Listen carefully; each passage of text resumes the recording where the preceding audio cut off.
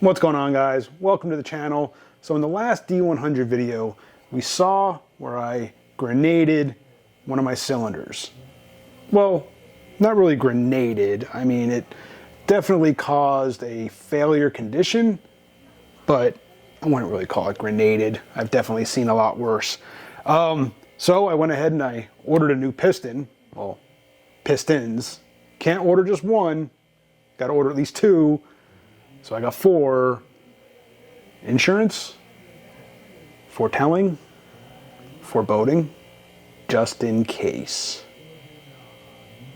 Yeah, I'm not sure that was a good idea, but it is what it is. But I finally received them, so let's go ahead and get one of these pistons assembled and get it back in the engine so we can start doing other things. So these Racetech pistons are full float pistons, and that just means that the wrist pin just slides right into the piston. There's no need to press anything. There's no need to heat anything up. Everything will just slide together. That makes assembly real easy. Now, obviously, you got to pay attention to the top of the piston. So there's the top. Also need to pay attention to where the large chamfer is on, come on, focus, on your rod. Hopefully that'll focus. Come on. All right, camera doesn't want to cooperate. Anyway, this is where the large chamfer is. So that's going to go basically against the shoulder inside the crank. So obviously, again, top on number 3 piston, the shoulder's forward. So we need to make sure we get the rod inserted in this orientation. So we're just going to go ahead and get a little bit of assembly lube here. Now, everything is so tight that it's probably just going to squeeze most of this assembly lube out of here. But a little bit of insurance on there just to kind of help things go together. All right. So again, we'll insert the wrist pin. Then again, that large chamfer needs to go forward.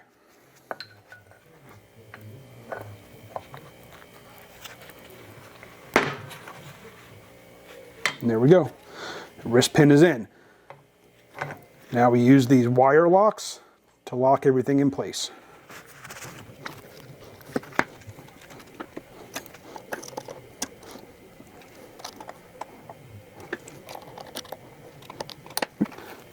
Number 1's installed.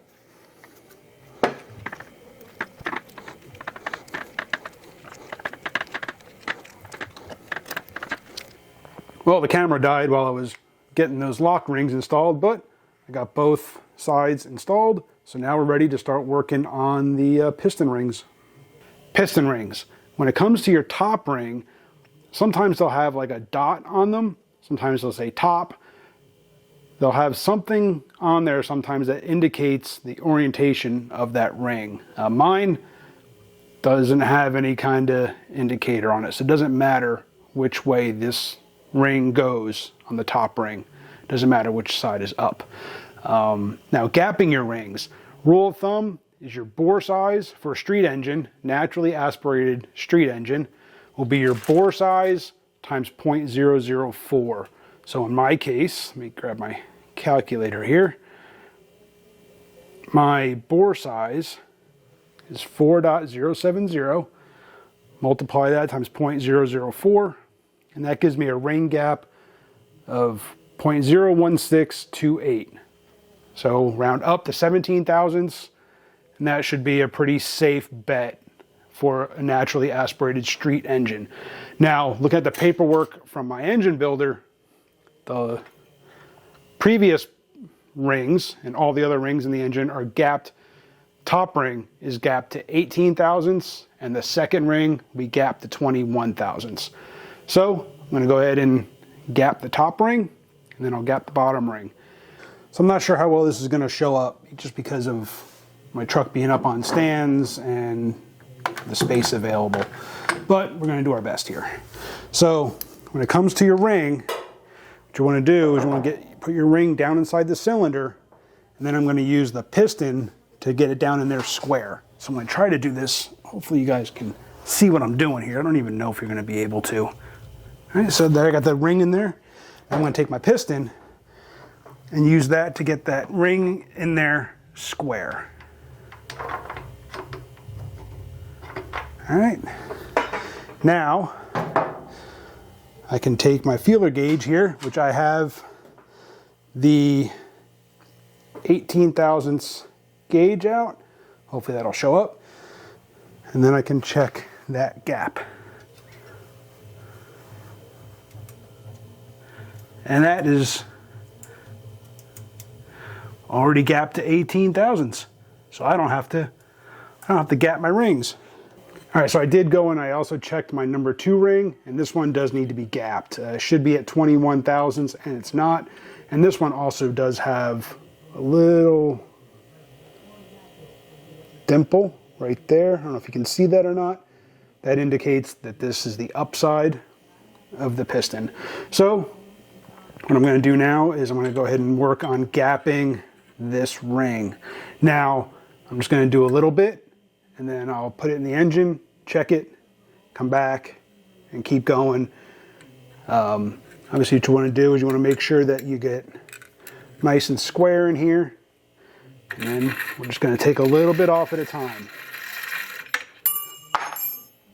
I should have put the bolt in the handle.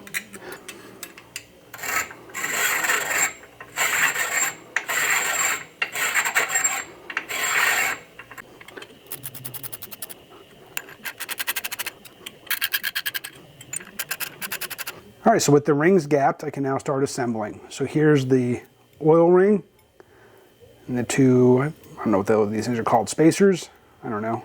But these go on the bottom ring groove. So we'll put this on, and then we can put on the oil ring. There's the gap. So I'm going to put the gap over here away from the other gap. Not that it's too critical here on the oil ring, but there we go. A little tricky, a little snug to get those all lined up, but once everything's in, everything moves freely. Now we go to the second ring. Now again, this second ring does have a dot on it, so that dot has to go up. This always seems to go so much smoother when you're not doing it on camera. Piston moves freely, or the ring moves freely, I should say. Now we can do the top ring.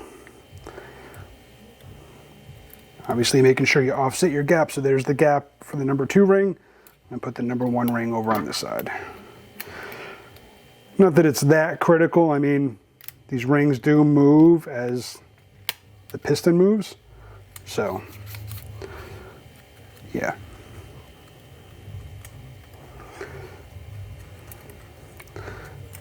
All right, with the rings installed, we can now drop the piston into the engine. Once you get all your rings in place, then you can put your ring compressor tool on there, cinch it down, get all your rings compressed into the piston, and then you can drop it into the engine. And there it is, guys. The new piston is in place. Now, I'm not gonna lie, these like one size fits a lot of piston rings.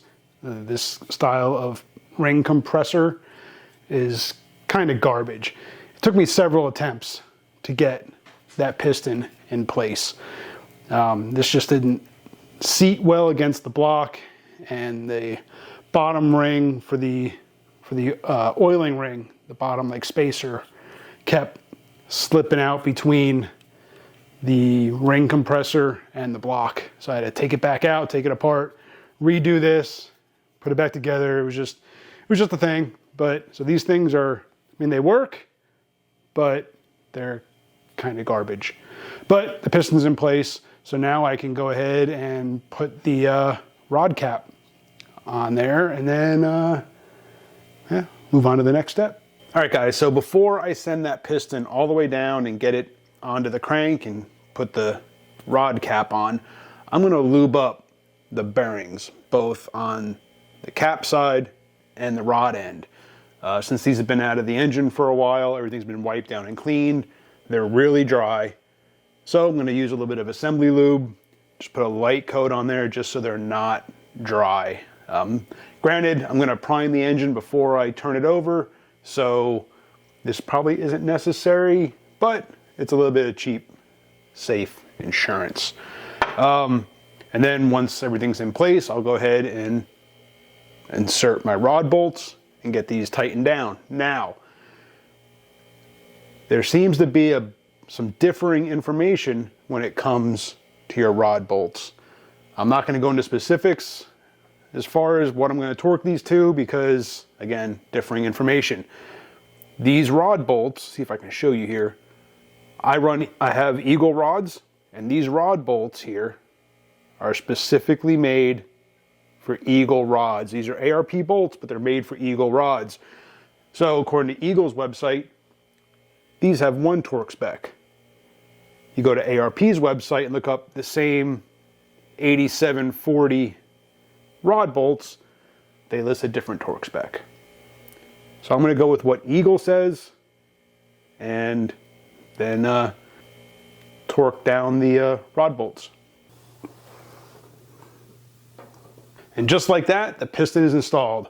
Now I gotta take some time, clean up the block, get all the old gasket material off there, run a thread chaser through all of the head mounting bolt holes, get any oil and crud out of those holes, clean up the bottom of the head, and then before I even install the head, I'm gonna turn the engine over by hand, one full revolution, just make sure that everything is turning freely. Everything turns freely, time to get ready for the head.